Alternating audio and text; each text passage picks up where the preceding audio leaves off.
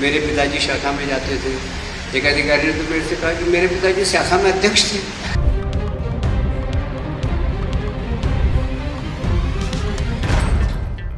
क्या सरकारी अधिकारी अब खुले तौर पर आरएसएस से जुड़ाव दिखा रहे हैं? और अगर ऐसा है तो इस लोकतांत्रिक व्यवस्था में ये कितना सही है? कैलाश विजयवर्गीय ने ऐसा क्या बयान दिया जिस पर नई बहस छिड़ गई है? पूरी खबर को विस्तार से समझते हैं। नमस्कार, द हिंदी टॉप देख रहे हैं आप और मैं हूं आपके साथ जानिसार खान। दरअसल मध्य प्रदेश के वरिष्ठ बीजेपी नेता और मंत्री कैलाश विजयवर्गीय के एक बयान ने देश की नौकरशाही और लोकतांत्रिक निष्पक्षता को लेकर के नई बहस छेड़ दी है। भोपाल में एक कार्यक्रम के दौरान कैलाश विजयवर्गीय ने दावा किया कि जब से देश में भारतीय जनता पार्टी की सरकार आई है तब से कई सरकारी अधिकारी और कर्मचारी उनसे मिलने पर अपने या अपने परिवार के राष्ट्रीय स्वयंसेवक संघ यानी कि आरएसएस से जुड़ाव की बात करते हैं और ये जरूर करते हैं।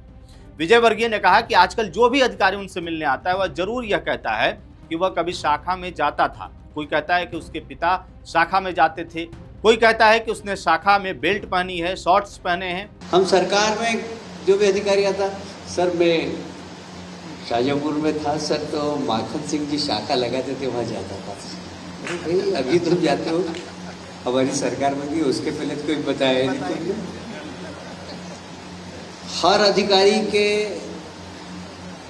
मन में कुछ न कुछ तो बताता है, रहता है कि मैं अपना कमर दिखाऊं कि देखो साहब मैंने भी पट्टी, मैंने भी बेल्ट बांधा है, चड्डी पहनी है। हर अधिकारी, हर कर्मचारी सोचता है। सरकार आने के बाद सब संघ के हो गए, हर अधिकारी संघ का हो गया। विजयवर्गीय के मुताबिक अब स्थिति यह हो गई है कि हर कोई अपने तरीके से संघ से जुड़ाव दिखाने की कोशिश कर रहा है। लेकिन इस बयान के सामने आने के बाद सबसे बड़ा सवाल यह उठने लगा है कि आखिर ऐसा क्यों? क्या देश की नौकरशाही में विचारधारा का प्रभाव बढ़ रहा है? क्योंकि अगर सरकारी अधिकारी किसी एक राजनीतिक या वैचारिक संगठन से अपने जुड़ाव को सार्वजनिक रूप से दिखाने लगे तो यह प्रशासनिक निष्पक्षता पर गंभीर सवाल खड़े करता है। भारत की लोकतांत्रिक व्यवस्था में नौकरशाही की सबसे बड़ी जिम्मेदारी निष्पक्ष होकर के हर नागरिक को समान न्याय देना होती है, चाहे उसकी राजनीतिक, धार्मिक या सामाजिक पहचान कुछ भी हो। लेकिन अगर प्रशासनिक अधिकारी किसी खास विचारधारा के प्रति झुकाव दिखाते हैं या उसे बताने में गर्व महसूस करते हैं तो यह सवाल उठता है कि क्या निर्णय लेने की प्रक्रिया प्रभावित हो सकती है।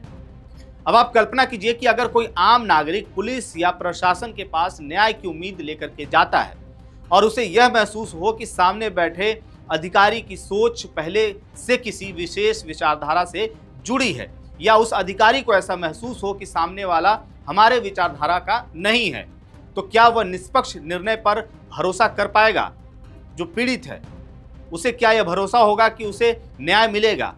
इसी तरह से अगर थानों, तहसीलों और सरकारी दफ्तरों में कार्यरत लोग किसी राजनीतिक विचारधारा से खुले तौर पर जुड़ाव दिखाने लगे तो क्या यह लोकतंत्र के मूल सिद्धांत समान न्याय को कमजोर नहीं करेगा? विजयवर्गीय का यह बयान इसी बहस को और तेज करता है कि क्या यह केवल व्यक्तिगत अनुभव है या फिर यह प्रशासनिक व्यवस्था में बदलते सामाजिक राजनीतिक माहौल का संकेत है।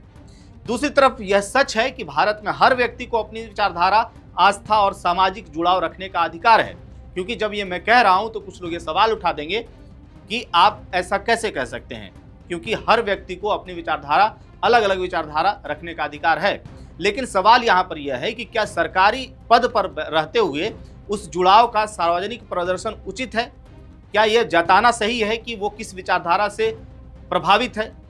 यहीं से यह बहस और गहरी हो जाती है कि क्या यह सिर्फ एक सांस्कृतिक जुड़ाव या धीरे धीरे प्रशासनिक व्यवस्था में वैचारिक प्रभाव बढ़ने का संकेत है। इस पूरे मामले के सामने आने के बाद अब सबसे बड़ा सवाल यही है कि क्या यह केवल एक हल्का फुल्का बयान था या फिर यह भारतीय नौकरशाही में बदलते रुझान की झलक है। और सबसे महत्वपूर्ण सवाल यह है कि अगर प्रशासनिक तंत्र में विचारधारा का प्रभाव बढ़ता है तो क्या यह लोकतंत्र और निष्पक्ष शासन व्यवस्था के लिए खतरे की घंटी है। इस पूरी खबर पर आपकी क्या राय है, क्या सोचते हैं? कैलाश विजयवर्गीय के बयान को आप कैसे देखते हैं? अपनी राय कमेंट बॉक्स में हमें जरूर बताइएगा। मेरा नाम है जानिसार खान, आप देख रहे हैं द हिंदी टॉप। वीडियो अच्छी लगे तो चैनल को सब्सक्राइब कीजिएगा और हमें इंस्टा, फेसबुक और एक्स पर भी फॉलो कीजिएगा।